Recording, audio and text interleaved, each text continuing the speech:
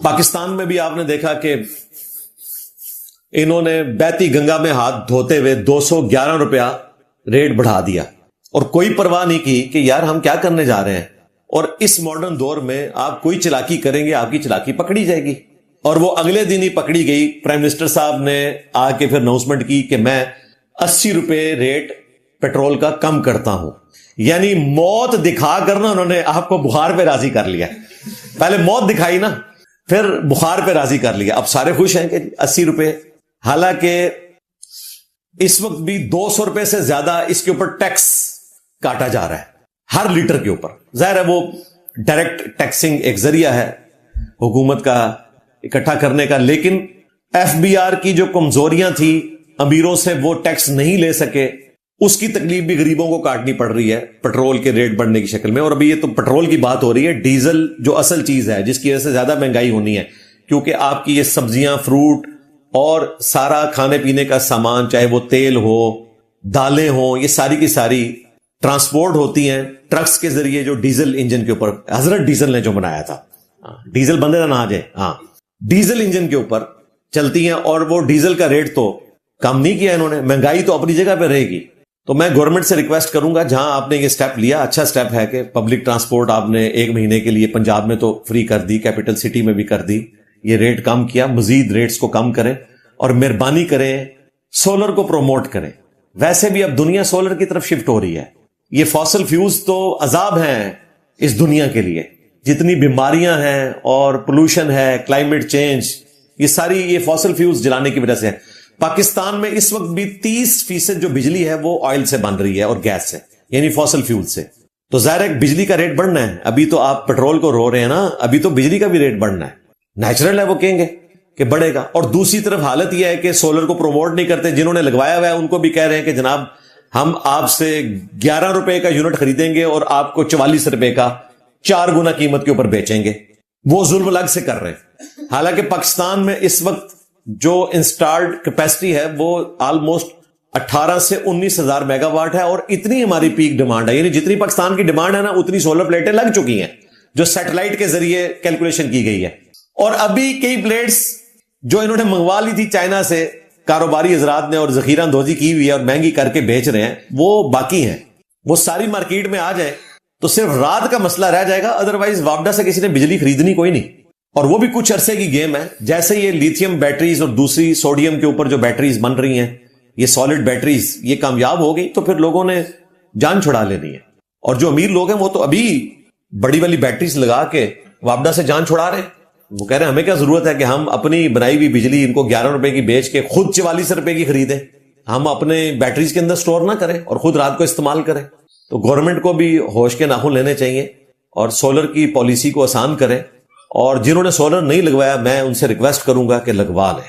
ایسے تیسے کر کے کسی کو زیور بیچنا پڑتا ہے, کمیٹی ڈالنی پڑتی ہے, ایٹ لیسٹ اتنا لگوا لیں کہ آپ کے گھر میں لائٹنگ اور پنکھا اور ایک فریج چلتا رہے. فریج اتنی بجلی نہیں لیتا, اب تو انورٹر جو ہیں وہ 100 واٹ سے بھی کم لیتے ہیں. پرانے بھی ہوں تو 150-200 واٹ سے زیادہ نہیں, کیونکہ فریج تھوڑی دیر بعد ٹرپ کر جاتا ہے نا, تو تھوڑے واٹس پہ وہ چلتا ہے. تو سولر ضرور لگوائیں اپنے گھروں میں. یہ 5 کام ضرور کریں, میں نے 12 کہا ہے. نمبر 1 سولر, یہ ہر گھر کی ضرورت ہے. نمبر 2 اگر زمین میں پانی ہے تو بورنگ آپ کی اپنی ہونی چاہیے تاکہ آپ بے فکر ہو جائیں پانی سے. نمبر 3 CCTV کیمرے لگوائیں. کتے پالیں گے حفاظت کے لیے, ان کو تو کوئی زہر کھلا لے گا, گولی مار دے گا, ان کو اونگ بھی آ جائے گی. لیکن CCTV کیمرہ وہ ہے کہ جسے نہ نیند آتی ہے نہ اونگ آتی ہے, نہ اسے کوئی زہر دے سکتا ہے نہ اسے کوئی گولی مار سکتا ہے. اور CCTV کیمرے کا تو روب ایسا ہے کہ آپ کباڑیوں سے خراب کیمرے لے کے بھی صرف اپنے گھر کے باہر لگا دینا, بس ایک تار کا منہ اندر کر دیں تو اس کی بھی اتنی برکات ہے. پیچھے کنیکشن نہ بھی ہو, ہاں کتے سے لوگ کہاں ڈریں گے, اس سے ڈرتے ہیں. اور پھر اسٹریٹ کرائم کو روکنے کے لیے گورنمنٹ کو بھی ضرورت ہے اس طرح کے کیمروں کی. ہم نے دیکھا کتنے کیمرے یہاں لگائے ہوئے ہیں, 8 کیمرے کم از کم اکیڈمی کے اس وقت چل رہے ہیں. کچھ اندر ہیں کچھ باہر لگے ہوئے ہیں. ایک ایک چیز کور ہوتی ہے, نوٹ ہوتی ہے. اور کبھی گورنمنٹ کو ضرورت پڑتی ہے. کچھ عرصہ پہلے ہمارے وہاں پہ ایک اسی طریقے سے دہشت گردی کی کوئی افواہ پھیل گئی تھی. وہ ایک کوئی اسکول کا بچہ تھا, اس نے چھٹی کرنے کے چکر میں خود سے خط لکھ کے نہ تو وہ اسکول میں دے دیا کہ جی یہاں پہ بم پھٹنے والا ہے. پھر وہ ٹریس کرتے کرتے ہمارے گھر آئے تو ہم نے دیکھا وہ ہماری بند گلی میں آ کے اس نے وہ خط نکال کے وہ پکڑا گیا وہاں سے کہ اسی نے سارا کام ڈالا تھا. اتنا فائدہ ہوتا ہے سی سی ٹی وی کیمروں کا. تو سی سی ٹی وی کیمرہ ہو آپ کے پاس, سولر لگوائیں, بورنگ کروائیں, سی سی ٹی وی اور ہائی سپیڈ انٹرنیٹ کنیکشن. وہ تو مجھے کہنے کی ضرورت نہیں ہے, وہ تو آپ کی ایسی بیسک نیڈ ہے کہ اگر یو پی ایس کے اوپر پنکھا یا نیٹ, ان دونوں میں سے آپ نے کوئی سلیکٹ کرنا ہو تو آپ پنکھے کو بند کر دیں گے, نیٹ کے اوپر آئیں گے, کیونکہ پنکھا بند ہونے سے پسینہ آتا ہے اور نیٹ بند ہونے سے جان ہی نکل جاتی ہے. ہاں, جین زی کی تو جان نکل جاتی ہے. اور 5ویں چیز, لائسنس اسلحہ آپ کے پاس ہونا چاہیے. اسلحے کا بڑا روب ہے جی. مجھے بتائیں, اگر آپ کے گھر کے دروازے کے باہر آ کے کوئی بندہ آپ کا گیٹ توڑنے کی کوشش کرے اور آپ کے پاس اندر اسلحہ نہیں ہے تو آپ بیٹھ کے اس کا تماشا ہی دیکھیں گے. لیکن صرف ایک ہوائی فائر آپ نکال دیں تو اس کا سارا انقلاب بڑھ جائے گا. ہاں ہاں, اس محلے میں بھی کبھی چور نہیں گھسے گا کیونکہ اسے یقین ہے کہ ٹک جاؤں گا. اور پاکستان کے قانون میں اگر آپ چور کے اوپر اس طریقے سے فائرنگ کر دیتے ہیں تو آپ کے اوپر کوئی مقدمہ بھی نہیں ہے. اور اسلام میں بھی ایسا ہی ہے. صحیح مسلم میں حدیث ہے کہ چور اگر تیرے گھر میں گھس آئیں تو ان سے لڑائی کر. اگر وہ چور مارا گیا تو تیرے اوپر کوئی ملامت نہیں ہے, اور اگر تو مارا گیا تو اللہ کے حضور شہید لکھا جائے گا. ہاں, لیکن شہید یہ نہیں کہ آپ نے جا کے شہید ہو جانا ہے. خود سے مقابلہ کرنا ہے, اور مقابلہ ظاہر ہے آپ نے پسٹل کے مقابلے پہ پسٹل ہی ہوگی نا, چھری سے تو مقابلہ نہیں ہوگا. ورنہ وہی کچھ ہوگا جو مملوک امپائر کے ساتھ کیا تھا نپولین نے آج سے آلموسٹ کوئی 250 سال پہلے. بیٹل آف پیرامڈز کے نام سے آپ جا کے گوگل پہ لکھیں تو وہ جنگ کھل جائے گی, جس میں نپولین اپنی فوج کو لے کے پہنچا اور آگے سے ہمارے جو شیر دل جوان تھے وہ گھوڑوں پہ بیٹھ کے اور تلواریں لہراتے ہوئے آئے اور انہوں نے چیلنج کر کے بلایا, جس طرح حضرت خالد بن ولید بلایا کرتے تھے. لیکن وہ بھائی پرانی بات تھی. اس وقت تو سامنے رومن جنرل کے پاس بھی تلوار ہی تھی. یہاں پہ سامنے نپولین جو فوج لے کے آئے ان کے پاس گنیں تھی اور وہ تلوار پہ یوں کرتے رہے. 40 منٹ کے اندر پوری جنگ جیت گیا نپولین. ہزاروں مسلمان قتل ہو گئے اس میں. پھر بھی انہوں نے سبق نہیں سیکھا کہ ہم سائنس میں کوئی ترقی کریں اور کافروں کے مقابلے پر آ کر ہم اپنی کو فوج اس لیول پہ بنا سکیں. آج تو دنیا مان گئی ہے نا. مجھے بتائیں, اس وقت عرب کے پاس کیا سافٹ پاور نہیں ہے؟ اتنی دولت ہے کہ امریکہ جو ہے وہ عربیوں کی دولت کے اوپر چل رہا ہے. وہ پیٹرو ڈالر کا معاہدہ جو 1974 میں ہوا ہے. ادروائز امریکہ کی اکانومی دھڑم سے نیچے آ جائے اگر اربوں کا پیسہ نہ ہو پیچھے. لیکن اس وقت ان کی حالت کیا ہے آپ کے سامنے. المدد یا امریکہ کہہ رہے ہیں, کیونکہ ہارڈ پاور کوئی نہیں ہے, سافٹ پاور ہے. اور یہاں پر دیکھیں, ہمارے پاس سافٹ پاور کوئی نہیں ہے, ہمارے پاس تیل نہیں ہے, لیکن ہمارے پاس ہارڈ پاور ہے. اور ہم نے دیکھا 10 مئی 2025 کی جنگ میں جو کچھ کیا انڈیا کے ساتھ اور پھر ان خوارج کے ساتھ جو قابو ہی نہیں آتے تھے. رکے ہیں نا, خود کچھ حملے رک گئے ہیں نا. ہاں, تو یہ لاتوں کے بھوت تھے, یہ باتوں سے ماننے والے نہیں تھے. تو ہارڈ پاور اس وقت کی ضرورت ہے. سافٹ پاور بھی ضرورت ہے, ہارڈ پاور بھی ضرورت ہے, کیونکہ آپ دشمن کو اپنی داڑھی اور پگڑیوں سے نہیں بھگا سکتے, اسلحے سے بھگا سکتے ہیں. تو ان چیزوں کی اپنی جگہ امپورٹنس ہے. ان چیزوں کو جب ہم ہائی لائٹ کرتے ہیں تو کوئی یہ نہ سمجھے کہ ہم جو ہے وہ مسبب الاسباب سے ہٹا کے آپ کو اسباب کی طرف لگا رہے ہیں. نہیں, مسبب الاسباب نہیں بتایا کہ آپ نے اسباب بھی اختیار کرنے ہیں. سورۃ الانفال میں اللہ تعالی نے فرمایا ہے کہ خوب تیاری کر کے رکھو آلات جنگ کے ذریعے اور پلے ہوئے گھوڑوں کے ذریعے. اس زمانے میں ظاہر ہے کہ یہی سب سے بہترین ایک ذریعہ تھا جنگ جیتنے کا, کیونکہ اونٹ پہ بیٹھ کے جائیں گے تو آپ جلدی بھاگ نہیں سکتے. گھوڑا بڑی تیزی سے بھاگ کے دشمن میں گھستا ہے اور تیزی سے نکلنا آپ کے لیے آسان ہو جاتا ہے.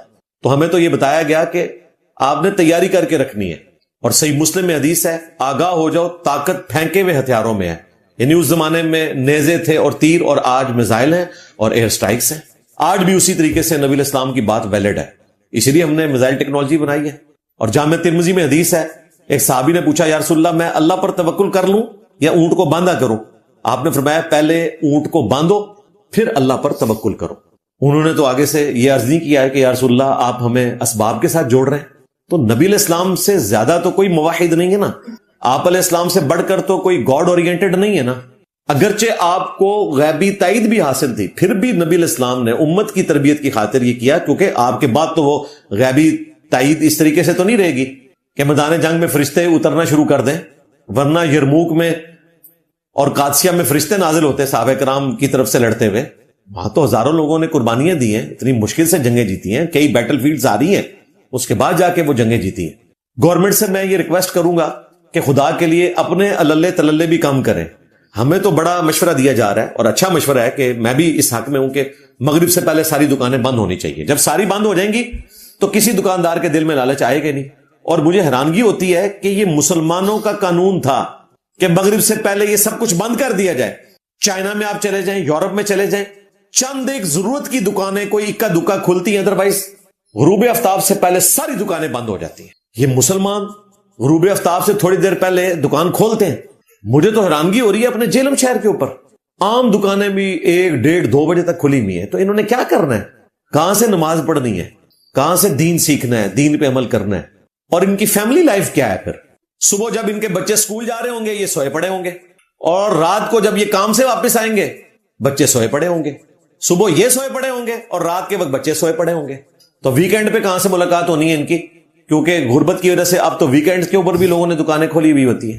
تو یہ ڈے لائٹ کو استعمال کرنا چاہیے, اور اپنے جو اللہ تللے ہیں گورنمنٹ یہ بھی ختم کرے. اتنے مہنگے مہنگے جہاز, اتنی مہنگی مہنگی گاڑیاں, اور اتنی بڑی کابینہ بنانا اور ان کو اتنے انسینٹیوز دینا, اس کے اوپر کٹ لگائیں تو پھر عوام کو بھی یقین آئے گا کہ ہمارے حکمران ہمارے درد میں شامل ہے. حکمران کا کام نہیں ہے کہ وہ اتنی مہنگی مہنگی شادیاں کر کے ان کی تصویریں پھر نیٹ کے اوپر چڑھائے. کہتے ہیں کہ جی اپنا پیسہ لگایا, چلو جی لگایا ہے, لیکن حکمران کا یہ کام نہیں ہے کہ اس کو شو آف کرے. میرا مولویوں سے بھی تو یہی جھگڑا ہے کہ آپ چندے کے اوپر پل رہے ہو نا, تو سبسسٹنس لیول کے اوپر لائف گزارو. ہاں اپنا کاروبار کر رہے ہو پھر بے شک آپ اچھی زندگی گزارو, وہ آپ کا رائٹ ہے, لیکن چندوں کے اوپر نہیں. اور پھر اگر آپ شانہ لائف گزارے ہیں پھر آپ نے بالکل یہ نہیں کہنا کہ اللہ کے نبی چٹائی پہ بیٹھتے تھے, کیونکہ جس نبی کا تم ذکر کر رہے ہو نا تمہارا اپنا عمل اس نبی کے مطابق نہیں ہے صلی اللہ علیہ وآلہ وسلم. ادھر دیکھ لیں, ہمارے جو بابا جی تھے خادم رضوی صاحب, یعنی ذاتی طور پہ انتہائی شریف النفس انسان تھا, خوف خدا رکھنے والا. ہمیں عقائد سے اختلاف اپنی جگہ, میں تو ان کو بچپن سے جانتا ہوں. ہماری گلی کی مسجد میں وہ ویکینڈ پہ درس دیا کرتے تھے, اور ان کا پیر خانہ بھی جیلم میں ہے, حفظ بھی انہوں نے جیلم سے کیا ہوا ہے. مہینے میں 1 دفعہ درس دینے کے لیے آتے تھے. سادہ سی زندگی گزاری, لیکن آگے آپ نے اولاد نے دیکھا ہے انہی کے نام کے اوپر کتنی امپائرز کھڑی کر لی. تو سٹارٹ بڑے اخلاص سے لوگ لیتے ہیں, لیکن آگے پھر معاملات خراب ہو جاتے ہیں. پیر نصیر الدین صاحب پوری زندگی کہتے رہے کہ اللہ سے مدد مانگنی ہے. اس کی وجہ سے پورے خاندان سے انہوں نے دشمنی لی, اور ان کے اپنے بچے ان کے مرنے کے بعد بینرز لگائے ہوئے المدد یا نصیر. اندازہ کرو, یہ اسی طریقے سے ہے کہ میرے مرنے کے بعد میرے بچے میرا مزار بنا دیں, تو کتنا بڑا ظلم والی بات ہے. اور ابھی ایک نسل میں ہی بات ہے. اب مجھے بتائیں, عبد القادر جیلانی کو تو فوت ہوئے آلموسٹ 800-900 سال ہونے والے ہیں. ان کے ساتھ کیا کچھ انہوں نے کیا ہوگا, جب یہاں پہ ہم نے اپنے سامنے دیکھ لیا.